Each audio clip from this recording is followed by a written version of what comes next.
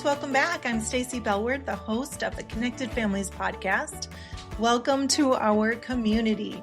We are people committed to pursuing God's grace and truth for ourselves, and then daily working to pass that grace and truth on to our children. I'm so glad that you are here. Well, we've recently started doing mini episodes to answer a real life question that a real life parent sent to us inside the CF community. These are the same questions that you might have. So let me explain. Inside the CF community, parents submit their questions. And once a month, Katie Johnson, the community moderator, and a Connected Families certified parent coach go live for a group coaching hour. So I was like, Katie, can we bring a little bit of this benefit to our podcast listeners? And that's what today is about. So let me just explain the CF community. I know it's new. We just launched it a couple of months ago, but it's a membership community. And inside that community, you can learn at your own pace through 7 of our premium courses like Discipline That Connects and Power of Questions, Sensitive Intense Kids. There's tons of other resources that you can download and use right away. It's a community where day or night you can ask your questions, share your wins and struggles, and stay connected with just loads of other like-minded parents from around the world. It's a membership that includes weekly live touch points with certified parent coach, Katie, and monthly live group coaching calls, and it's moderated 5 days a week. So this is all from your desktop or an app, which just makes it easy to join from anywhere, day or night, even if you're like scrolling on your phone in the middle of the night. So, hey, you guys tap through to the show notes and you can get all the information about it. But today we are answering a question about when your child gets angry. And I mean angry enough to throw things, the hard things. One parent sent a question, but really this is a question that we get regularly. So I want to welcome to the show, Katie Johnson.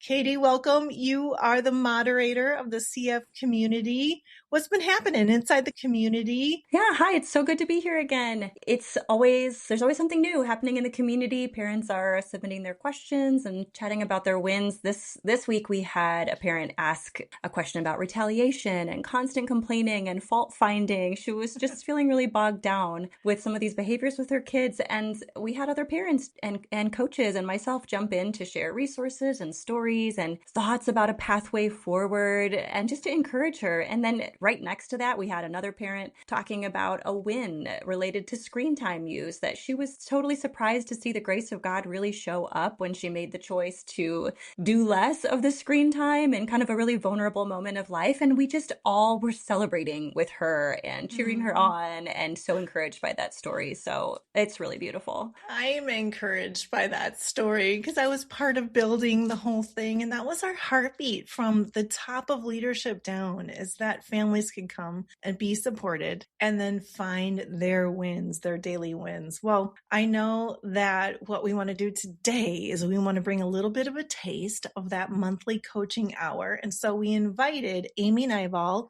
Well, let me back up. You invited her to that coaching hour. So we invited her to the podcast today. But Amy has been on the podcast many times.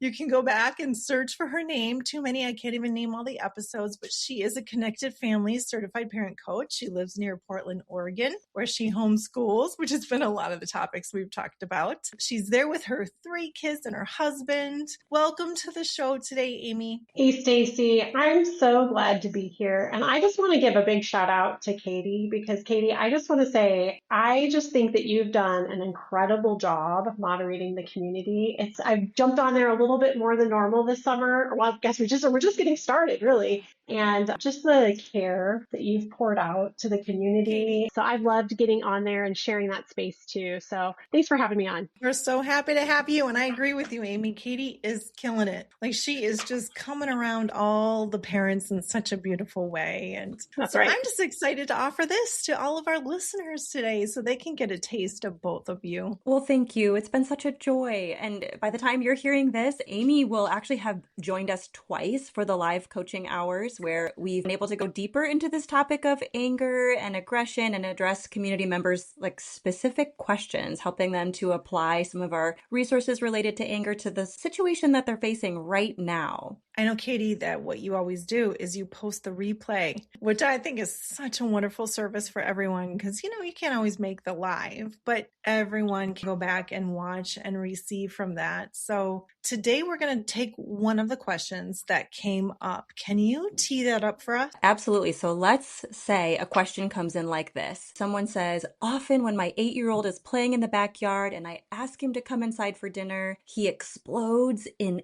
anger. He yells and says hurtful things to me and has even thrown furniture across the yard. He's strong, and I can totally relate to that. What can I do in the moment, and what can I do to prevent that? That's such a good question, Katie. And it's just, it's a version of a question that we get again and again and again. And I sit with parents week in and week out, and we walk through these things. And I think it's really important for the CF community to know from me, like I was a chronically angry mom at one point, years ago before I got coaching. And I wanted to say, like, I wasn't always angry. I got angry because my kid was angry. And when my kid got angry, then I got angry because nothing else was working. And I knew when I got angry, it stopped the behavior after some painful moments, right? But I realized that that was not the way I wanted us to go. Often that anger went nuclear, right? One goes over the other. And honestly, like, I've come so far and I love that the trajectory of my family has changed.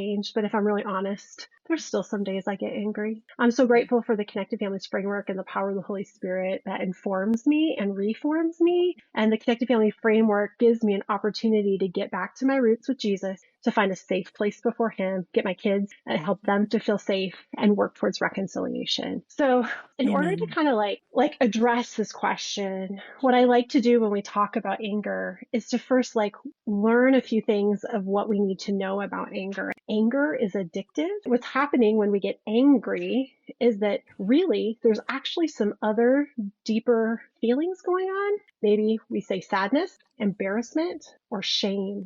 And shame is another way of saying I'm defective and unworthy. And what those feelings are different from anger is that those feelings are actually physically painful to us. And what happens is we don't want to feel pain. And so our body responds and it gets flooded with all kinds of chemicals and we get angry, and anger actually feels good. The chemicals that are poured out into our body actually feel good. And we'd much rather feel good than feel pain. And so what happens is, as we want that, is our bodies learn to respond in that way. It can actually be difficult to kind of come off of that. And so what's happening in those moments is we're going into fight or flight. And what happens when someone's coming into fight at us? Well, guess what we do? We go into fight or flight. And all of a sudden, we've got some contagions of anger and fight or flight going on. And the other thing that I learned too, as I said I was an angry parent because I had an angry child. Well, what happened there is that I was really stuck in my judgments about the child. So I think about this kiddo, in the backyard, and he's maybe throwing a chair or whatever. And we have to say what judgments do I have going on right now about this child? And how can I lay that at the feet of Jesus and look how God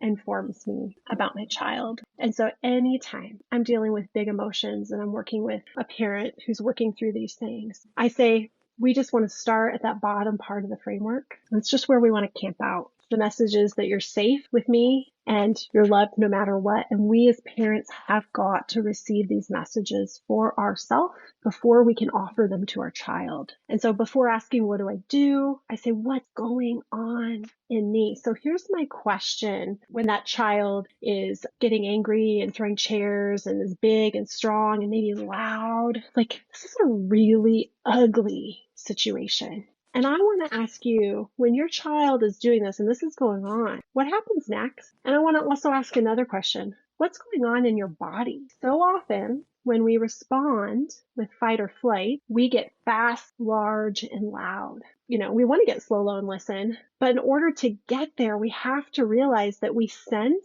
before we can make sense of it. We're mind, body, and soul. Are you grinding your teeth? Are you clenching your fists? You feel something in the pit of your stomach? Or is there I always like to say, my heater's going up, right? We want to identify what's going on in our body, and then we want to buy time. Can I interrupt you there a second, Yeah. Amy? Because I know that I have gotten the question, and Jim and Lynn have gotten the question a lot. Well, my child is throwing a chair. How am I supposed to go slow, low, and listen in that moment? And I wonder even if, Katie, if you have any thoughts around that, because I'm picturing this scene. And as a parent, I'm thinking, I'm at the neighbor's house and my child is taking their chair and throwing it. Can we just stop a moment and address that question? What would you say to that parent? I think that there's always the idea, like, is everybody safe? We want to do whatever we need to do to keep people safe in the most gentle way possible. But I want to speak into these moments when chairs are flying, toys are getting crumpled up, a kid is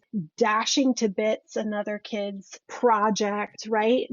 Someone's yelling mean things. So often, I believe that these are just ugly scenes that we want to stop. And so that we go into control mode, we go into fight, and we just want to stop it. What if we just take a moment and kind of let the scene play out? Again, I'm doing this with the assumption that people are safe. Okay. I'm not going to worry that this toy is broken. I'm going to think about what's going on in me so that I can be in that safe place. The Lord is a strong tower. The righteous run to it and are safe. I'm going to get slow, low, and listen so that then I can fold over and offer some quick empathy. I love the idea of buying time. And I do think that even in those high intensity moments, I have had quite a few moments like that in my own home, whether it's with a young child that hasn't learned yet to not hit or what to do with their early expressions of anger, or whether it's with a bigger kid who's really sensitive and really strong because their body is growing. I can say that when I really take the time to think about those moments, if I have that awareness that Amy's talking about of what's going on in my body,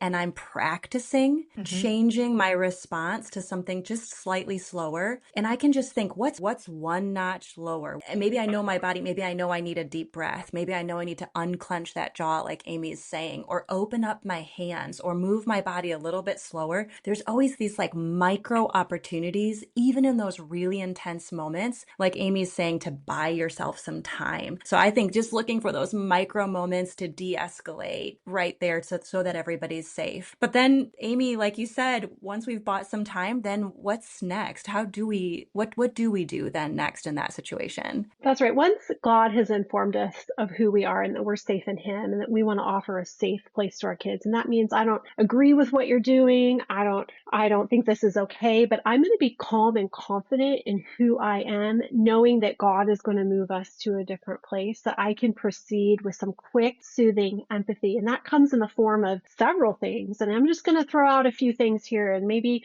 there's going to be one that one of our listeners can try. And I love the tool of asking 3 questions that evoke a yes response. And these could be silly, these could be like silly obvious, right? Are you angry right now?